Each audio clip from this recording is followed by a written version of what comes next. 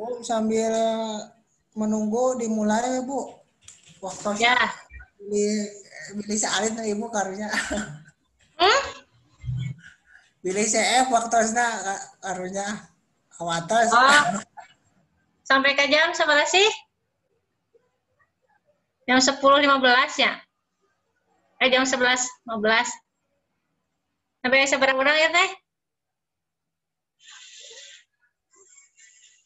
Coba, San, tingali.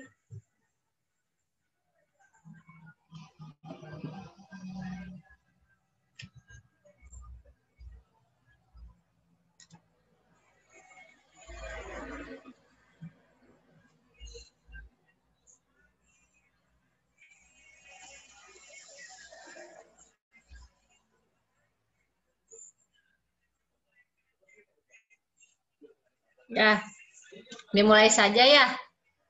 Assalamualaikum warahmatullahi wabarakatuh. Waalaikumsalam warahmatullahi wabarakatuh. Ya, selamat pagi. Pagi. Gimana kabarnya anak-anak sekalian? Alhamdulillah. Ya, mungkin pada kesempatan ini kita akan belajar mengenai materi, mengenai surat ya. Sebelumnya kita telah mempelajari yang namanya surat. Jadi sekarang materinya adalah mengenai penanganan surat masuk dan surat keluar.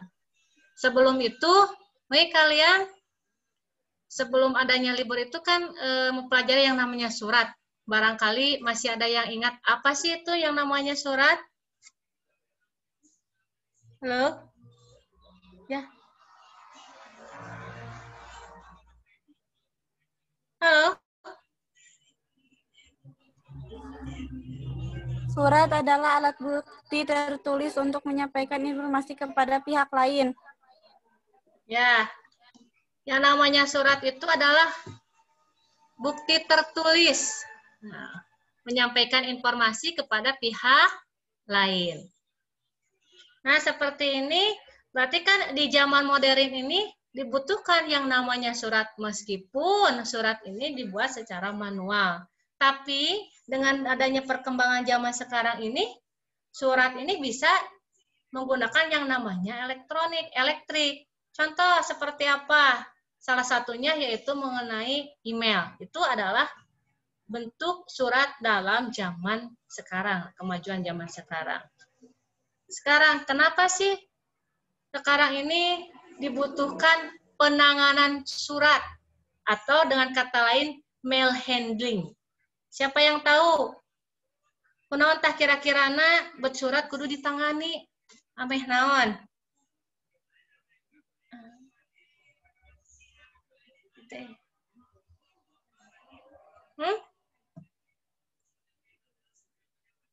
Siapa yang tahu kira-kiranya? Apa sih manfaat dari penanganan surat sebelum kita membahas lebih lanjut?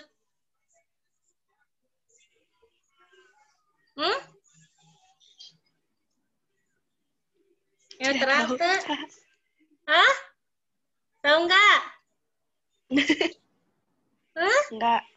Nggak. Nah. Enggak. Oh, nggak ada. Ini. Kalau misalkan surat itu kan ada dua. Ada surat masuk, ada surat keluar. Nah ini, bagaimana sih kalau misalkan surat ini ditangani dengan baik? Sudah jelas. Berarti surat bisa tercatat dengan baik dan sistematis. Sudah jelas. Jadi tahu, nih dimulai dari surat yang, kalau misalkan kita surat masuk, itu ada runtutannya dimulai dari tanggal 1 sampai tanggal 30 misalkan sekarang. Jadi sudah tertera, diurut secara sistematis. Kedua, adanya prosedur penanganan jelas. Itu sudah jelas. Karena memang ada yang menanganinya. Itu merupakan salah satu tugas dari bagian administrasi. Makanya dibutuhkan namanya surat penanganan. Nah, ini. Sebentar, ada yang masuk. Bukan hanya itu, manfaat dari penanganan surat, salah satunya yaitu surat akan tersimpan dengan baik. kok bisa surat tersimpan dengan baik? Contoh terkecil, kalau misalkan kalian membutuhkan kan yang namanya di perusahaan, baik terlepas itu di lembaga, yayasan, atau yang lainnya, ini contoh terkecil di sekolah. Berarti kan antara surat masuk dan surat keluar itu ada yang menanganinya. Supaya apa? Salah satunya tersimpan dengan baik. Jadi di mana kita membutuhkan surat tersebut, kita bisa mencarinya. Selain itu ada kan kita tertulis nih, misalkan tanggal 1 surat masuk dari mana aja. Terus surat keluarnya sama halnya. Ini bisa kalian lihat kalau misalkan di sekolah itu ke bagian tata usaha atau bagian administrasi. Coba kalian cek atau tanyakan kalau misalkan. Selain itu, manfaat dari penanganan surat dengan baik. Salah satunya yang kerahasiaan tetap terjaga. Jadi rahasia tetap terjaga. Kalian juga kan kalau misalkan dalam kehidupan sehari-hari, sok nunamina susuratan kan? Surat di mana wae, sok ditulis, disimpan, supaya apa? Terjaga yang namanya kerahasiaan kan? Terlepas itu suratnya entah pribadi atau yang lainnya. Sok meureun hidup oge ngarumaoskeun di pasantren, butuh naon? Nyen surat. Tapi suratnya nggak hanya bersifat dengan pribadi. Nah, sekarang kita beranjak nih ke materi selanjutnya, menangani surat masuk dan surat keluar atau mail handling. Nah, sebelum itu, kalian harus tahu apa sih yang namanya surat masuk. Surat masuk adalah surat-surat yang diterima oleh suatu organisasi atau perusahaan yang berasal dari seseorang atau dari suatu organisasi. Memang surat yang sifatnya diterima atau masuk itu adalah memang diterima oleh suatu organisasi atau perusahaan. Itu terlepas dari seseorang atau suatu organisasi yang memang memiliki kepentingan kepada pihak yang berkaitan untuk menyampaikan informasi. Contoh terkecil nih, kalau misalkan kalian ingin melakukan suatu acara di sekolah, misalkan, kita kan mengirimkan yang namanya surat kan? Nah, surat itu terlepas, nah ini berarti kan kita memiliki kepentingan. Jadi, kalian membuatnya, misalkan dari OSIS, dikirim kepada pihak sekolah, nah, ada pihak sekolah yang mencatatnya itu termasuk dalam surat masuk. Yang kedua, surat keluar. Sudah jelas, berarti surat-surat yang dikeluarkan atau dibuat suatu organisasi atau perusahaan maupun kelompok. Sudah jelas ya? Ini pola kegiatan administrasi. Nah, ini dalam penyelenggaraan kegiatan administrasi ada 2 pola yang digunakan. Yang pertama adalah pola sentralisasi dan pola desentralisasi. Loh, apa sih yang namanya pola sentralisasi? Sudah jelas, yang namanya pola sentralisasi ini terpusat. Jadi penanganan berkasnya dilakukan secara terpusat, hanya di satu pusat tertentu. Contoh, kalau misalkan di sekolah ada bagian yang memang mengurusi surat-surat yang bersangkutan. Contoh, salah satunya adalah di bagian TU. Ini, misalkan, kenapa sih ini kebanyakan yang namanya pola desentralisasi ini dipakai oleh lembaga pemerintahan atau BUMN. Jadi hanya terpusat pada salah satu lembaga atau unit dalam ketatausahaan atau sekretariat dalam kantor yang memang tugasnya menangani surat keluar dan surat masuk.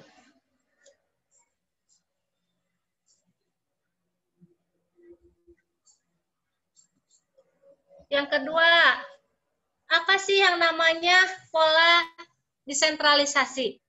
Nah, ini merupakan pola penanganan berkas yang dilakukan setiap bagian unit yang ada pada kantor. Ini tidak terpusat hanya di satu unit saja, tetapi memang ini dilakukan di unit masing-masing. Contoh kalau misalkan ini tadi, kalau misalkan di sekolah, misalkan di sekolah, kalau menggunakan pola sentralisasi berarti hanya terpusat di bagian tata usaha saja, yang memang bagian menangani surat keluar dan surat masuk saja. Beda halnya kalau misalkan kita menggunakan desentralisasi, berarti ini terpusat pada bagian unit-unit tertentu. Contohnya gini, kalau misalkan sentralisasi, guys, di TU Unggul, Paripawasna, gitu kan, surat yang masuk, surat yang keluar memang ditangani oleh pihak TU atau pihak administrasi. Yang dikatakan desentralisasi berarti ada bagian-bagian. Contoh, misalkan di sekolah itu kan ada unit-unitnya. Misalkan ada bagian TU atau bagian tata usahanya, ada wakase kurikulumnya, ada wakase kesiswaannya, sampai ke hubmin atau yang lainnya. Nah, di sana kalau misalkan menggunakan pola desentralisasi, berarti yang menangani surat keluar dan masuk itu bagian dari ada wakaseknya, ada bagian TU-nya, bagian kaprok atau yang lainnya yang memang bersangkutan dengan pihak-pihak tertentu. Contoh kalau misalkan gini, nih ada surat mengenai workshop misalkan, yang berkenaan atau berkenai dengan siswa, berarti hubungannya dengan bagian kesiswaan. Nah, kalau misalkan kita menggunakan pola desentralisasi, berarti yang menangani surat-surat masuk dan keluar itu memang bagian kesiswaan. Itu menggunakan desentralisasi. Hartos. Jadi setiap unit itu ada bagian yang menangani surat keluar dan surat masuk. Nah, ini kebanyakan yang namanya pola desentralisasi itu digunakan oleh perusahaan swasta.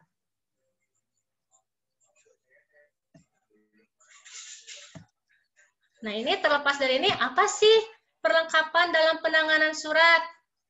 Banyak hal dalam penanganan surat tersebut, atau perlengkapan yang memang dibutuhkan dalam penanganan surat. Di antaranya yaitu baki surat. Nah, ini lebat.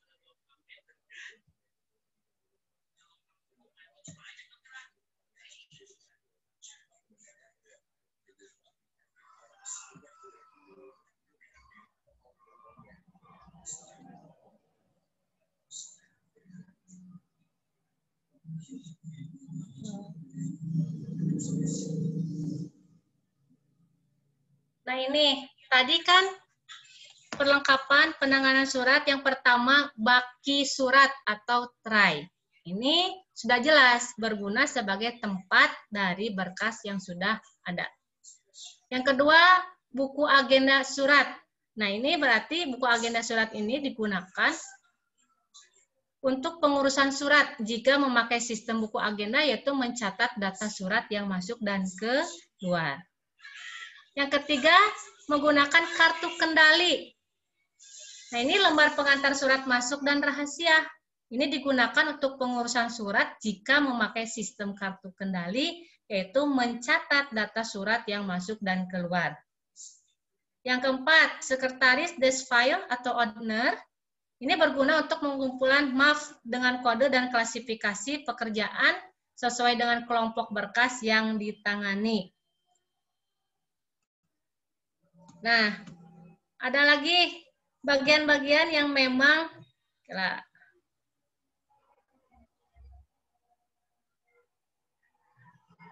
ini selain dari yang tadi 4, ada lagi nih dalam penanganannya. Salah satunya adalah alat tulis. Sudah jelas ya, pulpen, pensil, penggaris, kertas catatan, stapler, dan penjepit kertas.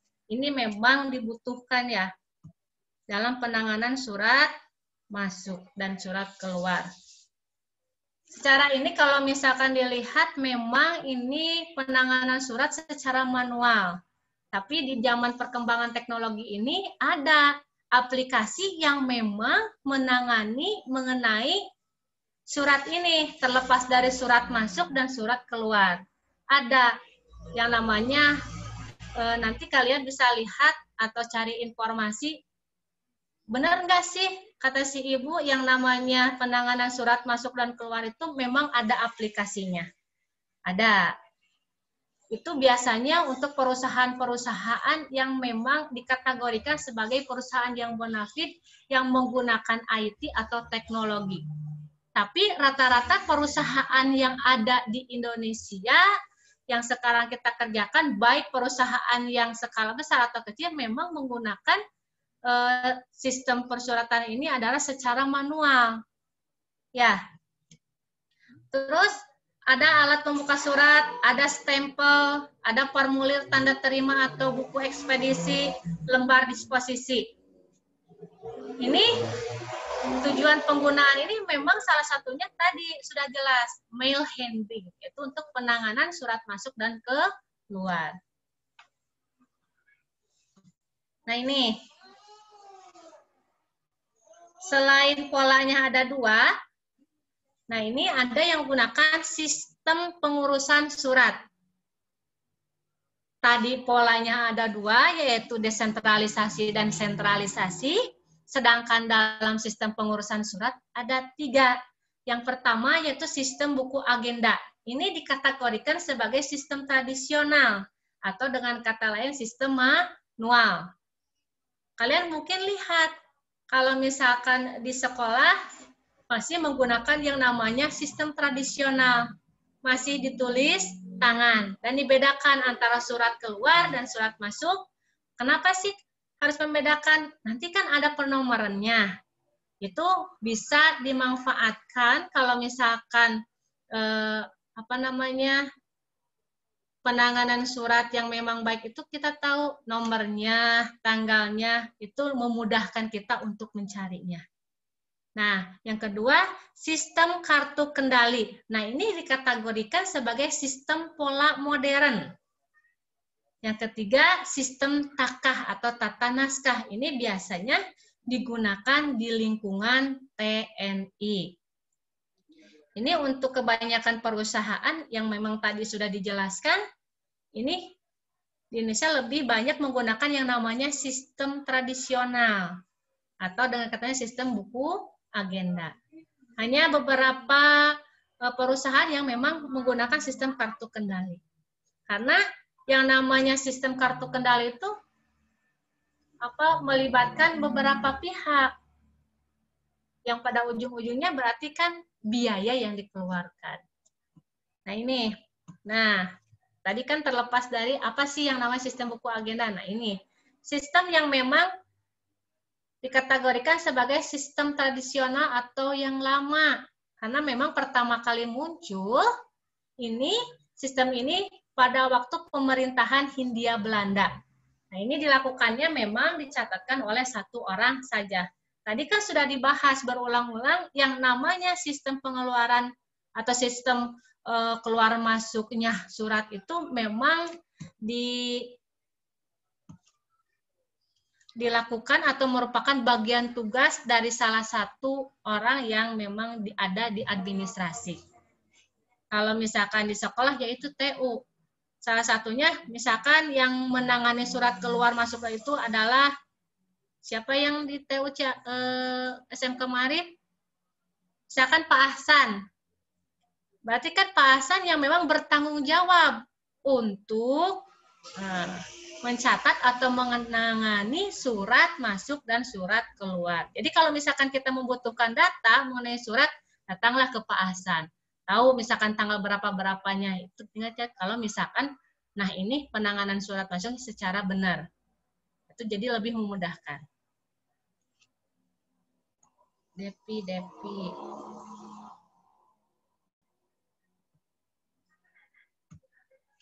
Nah, terlepas dari itu, sekarang menggunakan sistem kartu kendali.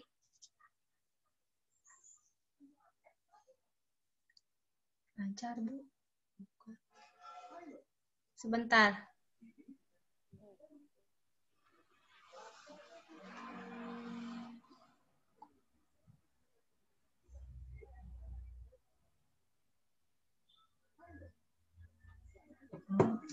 Sistem pola baru modern. Ini diciptakan untuk mengatasi kekurangan yang ada pada sistem buku agenda. Di mana pada sistem buku agenda sistem pencatatan hanya dilakukan satu orang saja. Ini kalau untuk di perusahaan yang memang notabene jumlah surat itu lebih banyak dibandingkan dengan yang lainnya, maka dibutuhkan yang namanya sistem kartu kendali. Nah, itu. Ini bisa digunakan atau dilakukan bukan hanya satu orang saja, tetapi memang bisa dilakukan oleh beberapa orang sekaligus. Sehingga bisa mempercepat yang namanya penanganan surat dan pelayanan surat. Loh, kok seperti ini, Bu? Seperti halnya kan sudah dibahas dari pertemuan awal, yang namanya surat itu kan banyak jenisnya. Nah, kalau misalkan di suatu perusahaan yang memang berbeda-beda, kalau misalkan sekarang bagian pemerintahan, atau dengan kata lain BUMN, itu kan banyak sekali kalau misalkan menggunakan sistem tradisional, itu akan kewalahan karena memang banyak sekali surat-surat yang masuk yang ratusan bahkan ribuan. Bagaimana cara menangannya? Makanya di sini dibutuhkan yang namanya sistem kartu kendali yang memudahkan dalam penanganan surat, karena di dalam surat itu ada yang memang membutuhkan penanganan yang cepat, yang khusus, yang segera. Ya, seperti materi yang telah disampaikan bahwa dalam surat itu kan banyak sekali jenisnya, mulai dari surat segera, segera ini berarti kan segera ditangani. Surat biasa sudah jelas biasa-biasa saja. Nah, itu maka dari itu dibutuhkan yang namanya sistem kartu kendali.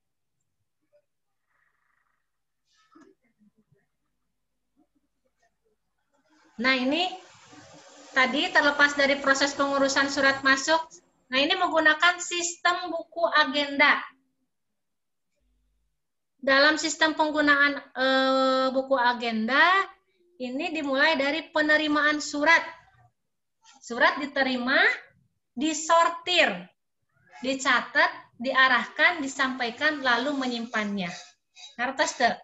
Dalam misalkan aya surat ka sakola, berarti kan surat ditampi heula, ditinggalian, dicatat, lalu dikasihkan atau diarahkan, disampaikan kepada yang memang dituju, baru disimpan atau dengan kata lain diarsipkan.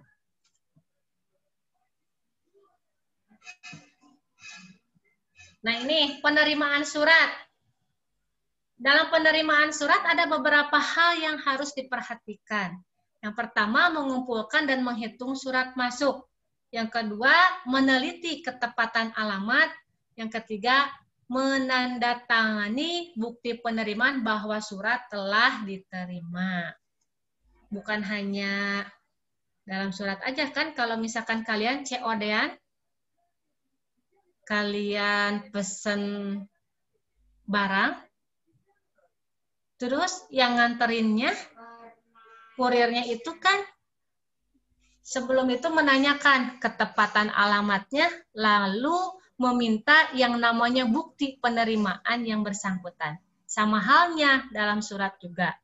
Ini apakah benar alamatnya? Apakah yang ditujunya benar? Benarkah yang menerimanya? Siapa tahu nanti, nah ada yang namanya pertanyaan dari yang bersangkutan.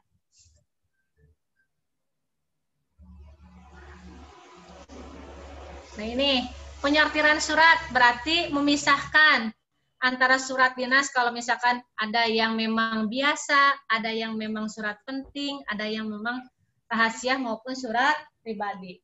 Jadi dikategorikan atau digolongkan antara surat yang biasa, penting maupun rahasia. Apa deh? Sebentar.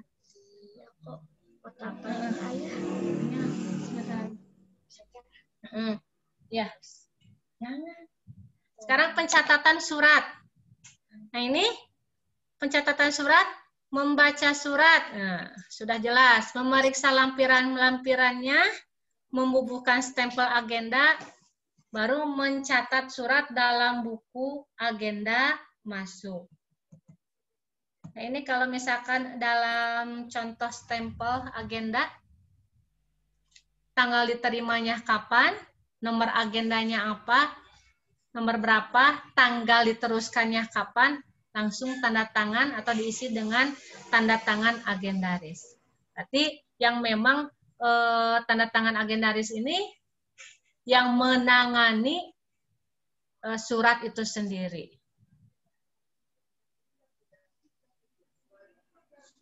Nah, ini jenis-jenis buku agenda.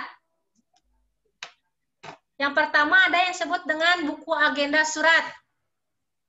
Yang kedua ada yang namanya buku agenda verbal atau surat keluar. Ada yang namanya buku agenda berpasangan. Sekarang buku agenda surat. Ini berarti memang digunakan untuk mencatat surat masuk. Contoh misalkan gini, kalau misalkan kita menggunakan surat agenda. Nah, ini kalian jelaskan mulai dari nomor, tanggal terimanya, terima dari, tanggal dan nomor suratnya, perihalnya, lampiran, diteruskan kepada keterangannya. Ini Ibu menggunakan yang namanya perusahaan dalam bidang perusahaan dagang. Jadi contoh terkecilnya seperti ini. Kita tahu nomornya diurutkan dari nomor yang paling awal sampai ke nomor yang paling akhir. Atau dengan kata lain tanggalnya. Misalkan sekarang bulan Oktober. Nih kita menerima surat dari tanggal 1, berarti dicatat tanggal 1 sampai ke tanggal 30 nanti kalau misalkan ada surat. Terus harus jelas nih, misalkan terima darinya. Itu terlepas dari perusahaan atau perseorangan, itu memang harus ditulis. Tanggal dan nomor suratnya harus ditulis, harus jelas. Terus perihalnya, ini tentang apa? Ini lampirannya kalau memang ada lampirannya. Diteruskannya kepada bagian apa? Terus keterangannya apa? Kertas. Itu kalau misalnya menggunakan agenda. Nah, ini buku agenda verbal atau surat keluar. Berarti ini digunakan untuk mencatat surat yang dibuat dan dikirimkan kepada pihak lain. Nah, dari perusahaan kita kepada pihak lain. Contoh, misalkan ini seperti ini dibuatnya.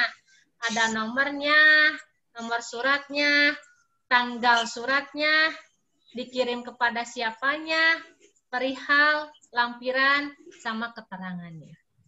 Ini memang harus benar-benar jelas.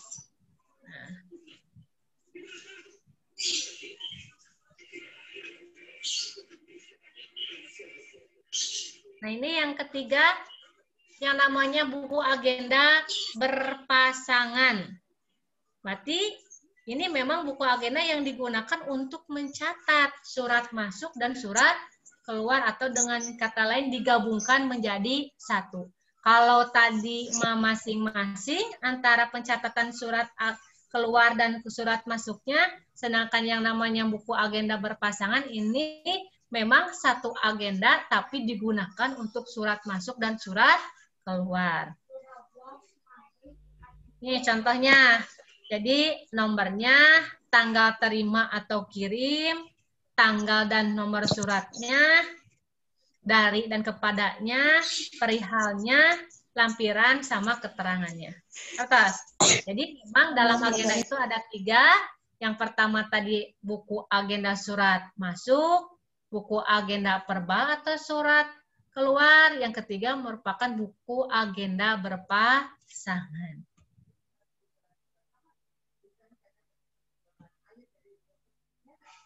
Nah, ini pengarahan surat. Apa sih yang namanya pengarahan surat? Tadi sudah jelas. Menentukan siapa saja yang selanjutnya akan memproses surat berkaitan dengan permasalahan surat. Nah, ini biasanya pengarahan surat dilakukan oleh pimpinan. Karena dia yang bertanggung jawab dalam terhadap penanganan surat. Nah, Pimpinan dapat menuliskan instruksi pada lembar disposisi dan menuliskan siapa yang harus memproses surat. Jadi tadi kan mulai dari penerimaan suratnya, penyortirannya, pencatatannya, pengarahannya. Nah, ini apa sih yang namanya lembar disposisi? Nah, ini lembar isian untuk mencatat instruksi dari pimpinan berkaitan dengan proses tindak lanjut dari surat yang diterima dari pihak lain. Atau dengan kata lain, meneruskan. Kalau misalkan di sekolah, misalkan sekarang dibutuhkan yang namanya ada kegiatan yang hubungannya di luar sekolah. Berarti pihak yang berkaitan contoh dalam kegiatan pramuka. Berarti kan Warcab ini menyampaikan surat kepada pihak sekolah, dari pihak sekolah diterima oleh TU, dari TU disampaikan kepada mungkin kepada kepala sekolah, nah langsung memberikan yang namanya lembar disposisi untuk menindaklanjuti, misalkan kepada bagian kesiswaan atau kepada bagian yang memang pembina pramuka. Nah, seperti itu. Terus, ini ada yang namanya, nah ini contoh lembar disposisi. Nah ini kalau misalkan ini kan dalam perusahaan, tadi Ibu mencontohkan dalam di sekolah saja, ini hanya dalam ya, seperti ini. Disposisi berarti diisi oleh sekretarisnya, kalau diteruskan kepadanya diisi oleh pimpinannya, ketiga diisi oleh sekretarisnya. Ini dikatakan sebagai lembar disposisi. Jadi memang pihak-pihak yang berkepentingan dalam penanganan atau menindaklanjuti yang namanya surat. Nah, ini penyampaian surat. Dalam penyampaian surat, ini kepada pejabat atau karyawan berdasarkan disposisi tadi pimpinan ya, yang mencatat dalam buku ekspedisi intern. Nah, buku ekspedisi ini ada dua. Yang pertama, ekspedisi intern dan ekspedisi ekstern. Apa sih yang namanya ekspedisi intern? Nah, ini buku yang digunakan untuk mencatat atau menyampaikan pengiriman, distribusi surat yang disampaikan di lingkungan organisasi atau perusahaan sendiri. Kalau misalkan ekstern berarti ini hubungannya dengan di luar organisasi atau perusahaan. Nah, yang terakhir tadi penyimpanan surat. Nah, ini dalam penyimpanan surat atau pengarsipan ini ada beberapa sistem yang bisa digunakan. Misalkan sekarang menggunakan yang namanya sistem abjad. Abjad sudah dijelaskan dimulai dari huruf A sampai kepada huruf Z. Nah, ini sistem subjek. Berarti kan ini kalau subjeknya apa? Misalkan tadi kalau misalkan di sekolah, ini subjeknya hubungannya dengan tadi bagian keTU-an, bagian kurikulum, kesiswaan, hubin. Itu berdasarkan sesuai dengan subjek. Sekarang berdasarkan sistem wilayah. Atau dengan kata lain sistem zona. Itu bisa, misalkan ini nih ada surat dari wilayah Ciamis, berarti ini diarsipkanana di wilayah yang memang khusus berkaitan dengan Ciamis. Atau dengan kata lain, misalkan ini hubungannya di Bandung, tapi ini memang dicatatnya dalam satu tempat, karena ini yang namanya sistem wilayah itu bisa digunakan dan kata lain di pemerintahan. Nah, ini yang selanjutnya adalah sistem tanggal. Berarti berurutan dari memang tanggal yang awal, misalkan tanggal 1 sampai akhir. Jadi memang diurutkan secara sistematis atau berurutan.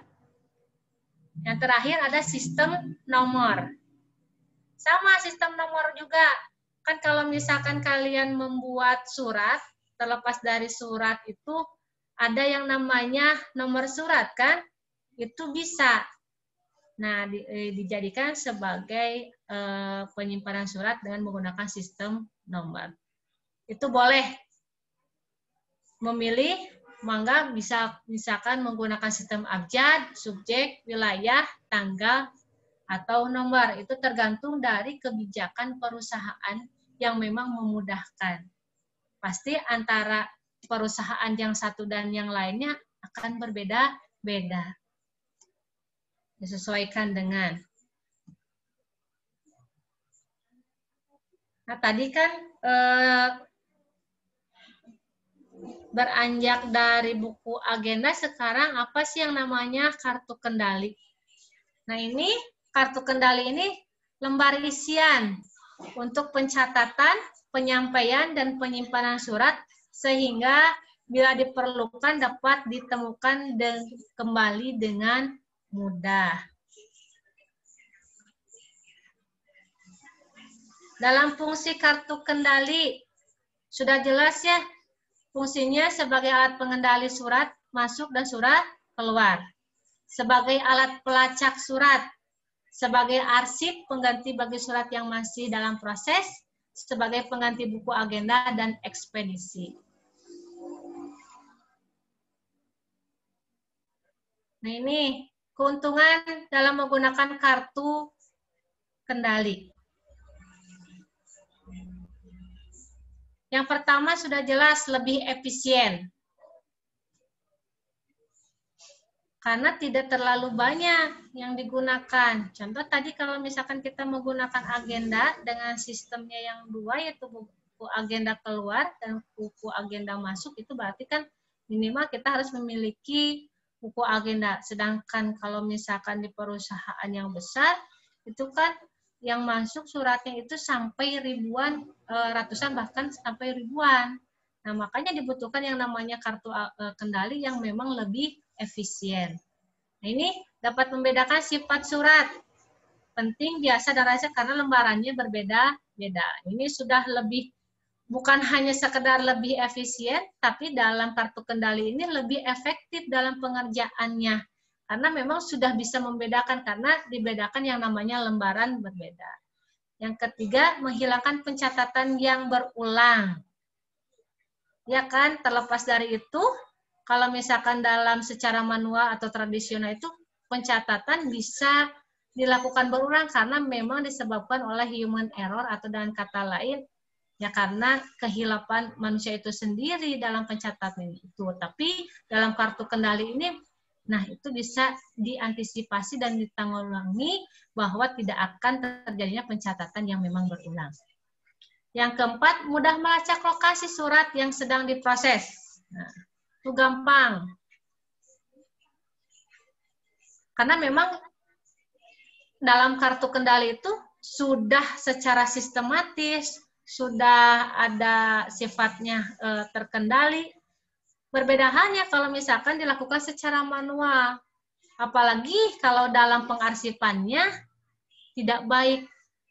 Itu sangat-sangatlah tidak memudahkan. Contoh kalau misalkan ayeuna surat masuk dan surat keluarnya tidak ditangani dengan baik, itu jelas-jelas merugikan. Kenapa? Di mana kita membutuhkan surat yang bersangkutan, kita tidak bisa mendapatkannya. Karena memang kurangnya yang namanya penanganan surat tersebut. Yang kelima, memudahkan penyusunan arsip. Sudah jelas ya, karena memang lebih baik dibandingkan dengan sistem penganggedaan, jadi memudahkan. Yang keenam, memudahkan inventarisir dan penilaian arsip. Nah, ini sudah ya yang namanya kategori surat penting, dibahas pertemuan-pertemuan sebelumnya.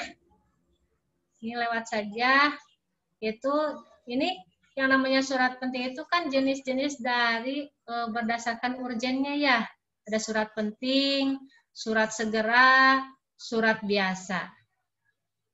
Nah, ini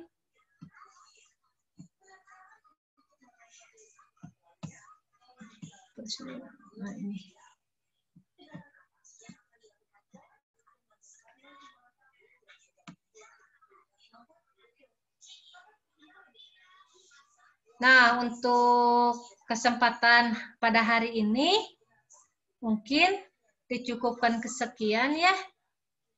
barangkali dari anak-anak sekalian ada pertanyaan yang memang berkaitan dengan surat. Kenapa sih di administrasi ini yang namanya surat itu memang dibahas? Karena memang kaitannya dengan yang namanya surat itu memang sangat pentingnya bagi suatu perusahaan, terlepas dari penanganannya secara tradisional atau memang modern ini. Karena yang namanya surat itu memang bukti tertulis untuk menyampaikan informasi dari pihak yang satu dengan pihak yang lain yang memiliki tujuan tertentu. Ya. Bu cenada ayeuna mah yang namanya surat itu gampang, menggunakan yang namanya sistem elektronik, bisa WA, email, atau yang lainnya. Ya, memang itu hanya sebagian. Contoh terkecil, sekarang kalau misalkan di SMK, kalian yang tidak memungkinkan, kalau ada suatu kegiatan atau acara dari pihak sekolah itu kan menggunakan yang namanya surat. Karena keterbatasan ruang dan waktu, itu bisa dikirim melalui WA. Itu bisa sebut sebagai surat. Nah, berarti kan memang dalam bentuk PDF atau yang lainnya bisa dikirimkan secara elektrik atau dengan yang lainnya. Ayo patarosan mengenai mail handling atau dan katanya penanganan surat masuk dan surat keluar.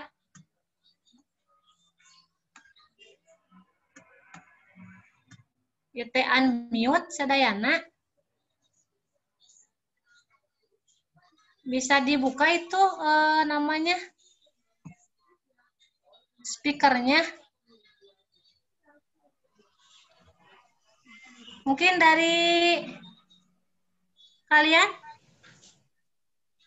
Nanti kalau misalkan udah selesai pertemuan ini, boleh nih ininya materinya dikirim